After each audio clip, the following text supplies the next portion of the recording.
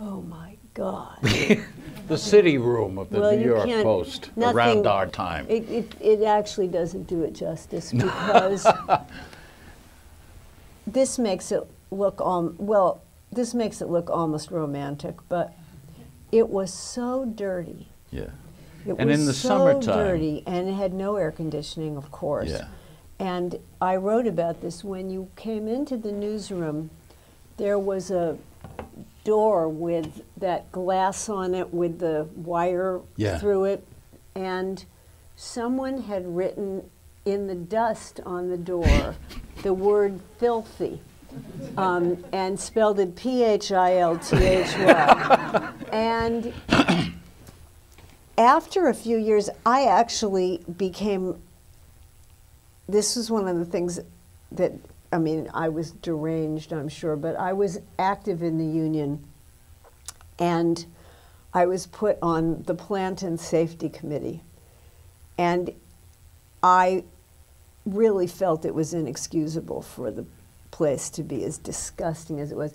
I can't be, I'm going to tell you, this was so disgusting. You got out of the elevator on the second floor where there were no lights at all, right? There was like a bulb. And it was a huge hallway. It had once been a sort of grand building. And you walked down this huge hall, unmarked. I mean, nothing said to the New York Post city room. You just figured it must be in this direction. And you passed the men's room.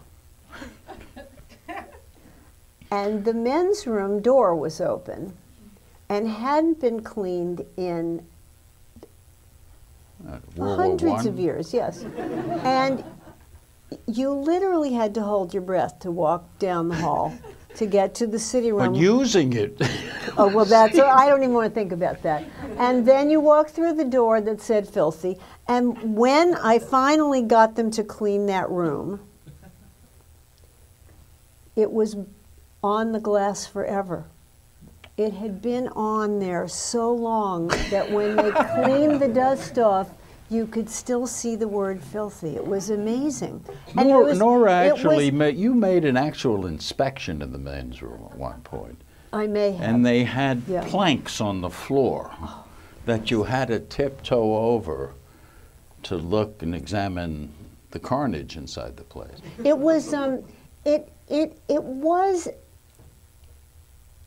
romantic in its own way, that room, the city room. I mean, it was, yes. You didn't even have your own desk, by the way. You had to troll for a desk, and of course everyone smoked, and there were no chairs. Short. And all the chairs were broken, and everyone smoked, so you would put your cigarette down on the edge of the desk and it would burn into the desk. It was really the front page. It was, and it was part of why we all loved it. Yeah. We really did. It was really fun being a reporter at the New York Post. To give you a sense of where it is, Norah, where Battery Park City is now, it was right across the street, 75 West Street.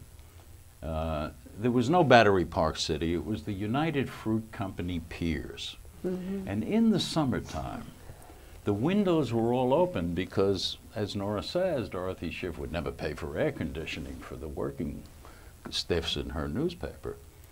So from the bowels of these fruit delivery ships would come the most gigantic mosquitoes and flies. It was like Godzilla the fly would come in. And we'd be sitting there at typewriters going, typing, whack, whack. And we were never happier. At least I wasn't. Well, I did love it. I did. I thought I'm going to do this forever.